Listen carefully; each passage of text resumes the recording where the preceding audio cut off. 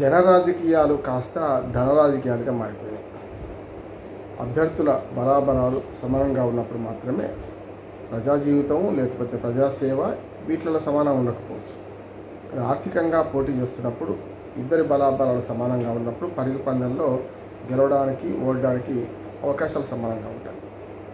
కానీ గతంలో జాతీయ ఉద్యమ నాయకులు కానీ అనేక ఉద్యమాల నుంచి వచ్చిన నాయకులు కానీ నాయకత్వం కానీ రాజకీయాల్లో పాల్గొనేది. అక్కడ పోటాపోటీ జరిగేది విధానాల పరంగా. అట్లాగే వారి రాజకీయ పరిణతిని బట్టి ఎన్నికల్లో పోటీ జరిగేది. కానీ ప్రస్తుతం జనరాజకీయం కాస్త ధన రాజకీయంగా మారిపోయింది.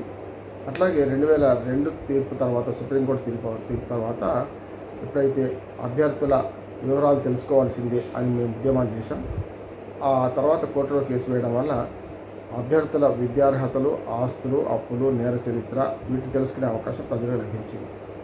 ఈ లభించిన అవకాశాన్ని సద్వినియోగం చేసుకోవాలంటే అఫిడవిట్లను కేవలం ఒక కాగితాలుగా చూడకుండా అఫిడవిట్లో ఉన్న నిజాలను మనం పరిశీలించాల్సిన అవసరం ఉంది. ఒకటి నేర చరిత్ర, రెండోది ఆస్తులు. ఆస్తుల విషయానికి వస్తే ఇవాళ స్పష్టంగా డబ్బు, పెట్టుబడి, లాభం అనే వ్యాపారం రాజకీయాల చుట్టూ తిరుగుతుంది. అందుకని మిగతా అన్ని వ్యాపారాల కంటే రాజకీయం అనే వ్యాపారం చాలా సులువైంది, చాలా ఎక్కువ రిటర్న్స్ వచ్చేదిగా పరిగణించబడుతుంది. అందుకని ఇవాళ అభ్యర్థుల గత అఫిడవిట్లకు ఇప్పటికి 5 ఏళ్లలో పరిశీలిస్తే ఆంధ్రప్రదేశ్లో అయితే ఆల్మోస్ట్ ఆల్ ప్రజా జీవితంలో ఈ 5 ఏళ్లుగా ప్రజానాయకులుగా ఉన్నవారు చాలామంది ఆస్తులు 10 15 పెరిగిన సందర్భం చూస్తున్నాం. అంటే రాజకీయాల్లో డబ్బు సంపాదన వేగంగా చేయవచ్చు అనే అవకాశం తీసుకొని వీళ్ళందరూ చేస్తున్నారు. సరైనది కాదు. స్పష్టంగా ఈ డబ్బు ఎక్కడి నుంచి వచ్చింది అనే దాన్ని రాజకీయం నుంచి వచ్చిందా లేకుంటే ఇతర వ్యాపారాలు ఉన్నాయా అని తేల్చాల్సిన బాధ్యత ప్రభుత్వాలది ఒకటి ఉన్నది. దాంతోపాటు ప్రతి సంవత్సరం స్పీకర్ దగ్గర ఎవరైతే ఎన్నికైన ప్రజాప్రతినిధులు ఉన్నారో ప్రతి సంవత్సరం స్పీకర్ దగ్గర తమ ఆస్తుల అప్పుల వివరాలు కూడా వెల్లడించాల్సిన అవసరం ఉన్నది. కానీ చాలామంది వెల్లడించడం లేదు.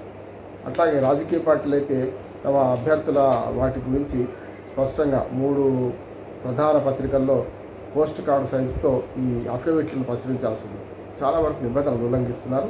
ఇప్పటికైనా సరే ధన రాజకీయాన్ని నిర్మూలించాలి, జన రాజకీయాన్ని ప్రోత్సహించాలంటే 2 సామాన్యులు పోటీ చేసే పరిస్థితి రావాలి. అందుకని ఎన్నికల కమిషన్ నిర్దేశించిన ఖర్చుకు మించి ఖర్చు చేస్తున్న అభ్యర్థులను వారిని అర్హులు చేయాలి.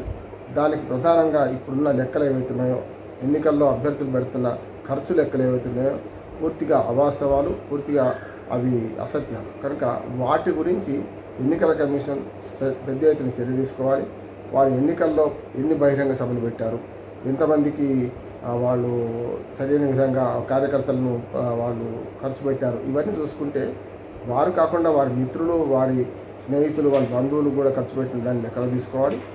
దాంతోపాటు అసలైన ఖర్చు ఎక్కడ జరుగుతుందంటే ఎన్నికల ప్రచారం కంటే మనకు మద్యము, డబ్బు ఈ 2 పంచడంలో జరుగుతున్నది. బహిరంగ సభలకు జనాన్ని తరలించడంలో కానీ ఇతరత్ర కూడా మద్యము, డబ్బు అంటే money power and liquor power ఇవాళ పెద్ద ఎత్తున రాజకీయాల్లో ఉన్నది. దీన్ని నిరోధించాలంటే చివరి 3 రోజులు, ఇప్పుడైతే చివరి 3 రోజులు కూడా లేదు, మొత్తం అంతా ఎన్నికల నోటిఫికేషన్ కన్నా ముందే, షెడ్యూల్ విడుదల ముందే రాజకీయ పార్టీలు అభ్యర్థులు ఖర్చు పెడుతున్నారు. గతంలో తమ పార్టీ కార్యకర్తలు తమ ఇళ్లలో తిని తమకు పనిచేసేవాళ్ళు. ఇప్పుడు అట్లా కాదు, కార్యకర్తలను కూడా పోషించాల్సిన బాధ్యత పడింది. ఎన్నికల షెడ్యూల్ నుంచి ఇప్పటిదాకా ఖర్చులు చూస్తే చాలా ఎక్కువ అవుతుంది. కనీసం ఎన్నికల నామినేషన్ నుంచి మొదలుకొని ఇప్పటిదాకా ఇది పోలింగ్ వరకు, అట్లాగే కౌంటింగ్ వరకు ఖర్చు చూసుకుంటే స్పష్టంగా వీటిని లెక్కగట్టడంలో అభ్యర్థులు తప్పుడు అఫిడవిట్లు ఇస్తున్నారు, తప్పుడు లెక్క చూపుతున్నారు. కనుక దీన్ని ఎన్నికల కమిషన్ సీరియస్గా తీసుకోవాలి. వ్యయ పరిశీలకులు వీళ్ళు పెట్టే ఖర్చు మీద నియంత్రణ పెట్టాలి. అప్పుడు మాత్రమే సామాన్యులు రాజకీయాలకు రాగలుగుతారు. ధనవంతుల రాజకీయం అయింది. ఈ జన రాజకీయాన్ని కాస్త ధన రాజకీయంగా మరిచిన అంశాన్ని మరి అటు ప్రభుత్వాలు అట్లాగే ఇటు ప్రజలు కూడా పట్టించుకోవాల్సిన అవసరం ఉన్నది. ఇప్పటికైనా సరే ఎన్నికల ఖర్చు తగ్గించి సాధ్యమైనంత వరకు సామాన్యులు ఎన్నికల్లో పోటీ చేసే పరిస్థితులు కల్పించాలంటే ఈ ఎన్నికల కమిషన్ అట్లాగే కోర్టులు, ముఖ్యంగా ప్రజలు కూడా ధనవంతులు గెలిపించడం కంటే పేదవారిని, తక్కువ ఖర్చు పెట్టేవారిని గెలిపించే ప్రయత్నం చేయాలి. సమానమైన పోటీ, పరుగు పందెంలో అందరికీ సమానమైన అవకాశాలు ఉన్నట్టే ఇక్కడ కూడా ఎన్నికల పరుగు పందెంలో, ఎన్నికల్లో సమానమైన అవకాశాలు కల్పించే విధంగా ప్రచారంలో కానీ ఇతరత్ర ప్రభుత్వాలు కొన్ని ఏర్పాట్లు చేయాల్సిన అవసరం ఉన్నది. ఇప్పటికే ప్రభుత్వం కొంత ఏర్పాట్లు చేసింది. ఏ పార్టీ రాజకీయ పార్టీ అయినా కూడా గుర్తింపు పొందిన పార్టీలకైతే ఆకాశవాణిలో, అట్లాగే దూరదర్శన్లో, అట్లాగే ప్రైవేట్ ఛానళ్ళలో కూడా మేము పోరాటం ద్వారా సాధించడం. ప్రైవేట్ ఛానళ్ళలో కూడా ఈ ఎన్నికల ప్రచారానికి వీలు కల్పించారు. దాన్ని ఎవరు వాడుకోవడం లేదు. ఈ ప్రచారం కంటే డబ్బు దశకం పంచి, డబ్బు మద్యం పంచి పెద్ద ఎత్తున ప్రజలను ఆకట్టుకుంటున్నారు. దీనికి సమస్య వర్ణన ఎంతైనా చేయవచ్చు, కానీ సమస్య పరిష్కారం ఒకటి ఉన్నది, అది చెప్పదలుచుకున్నాను. ఎందుకంటే సమస్య ఎంతైనా వర్ణించవచ్చు. సమస్య పరిష్కారం ఏంటంటే ఇప్పుడున్న FPTP, first pass the post అనే ఎన్నికల విధానంలో గెలుపు గుర్రాలు కావాలి. అందుకనే పార్టీలు కానీ ఈ విషవలయంలో చిక్కుకొని, ఈ జిలేబీ చక్కర్లు చిక్కుకొని వాళ్ళు ఏం చేస్తున్నారంటే ధనవంతులకే అంగబలం అర్థమానం ఉన్న వాళ్ళకే టికెట్లు ఇస్తున్నారు.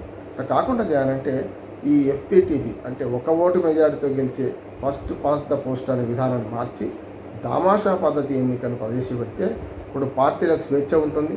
దామాషా పద్ధతి ఎన్నికల్లో అభ్యర్థి కనపడాడు, అక్కడ గెలుపు గుర్రం అవసరం లేదు. పార్టీ విధానాలు, పార్టీల సిద్ధాంతాలే ముందుకు వస్తాయి కనుక అప్పుడు ఈ పార్టీలు చేసే ఎన్నికల ఖర్చు తక్కువ ఉంటుంది అందరి కోసం.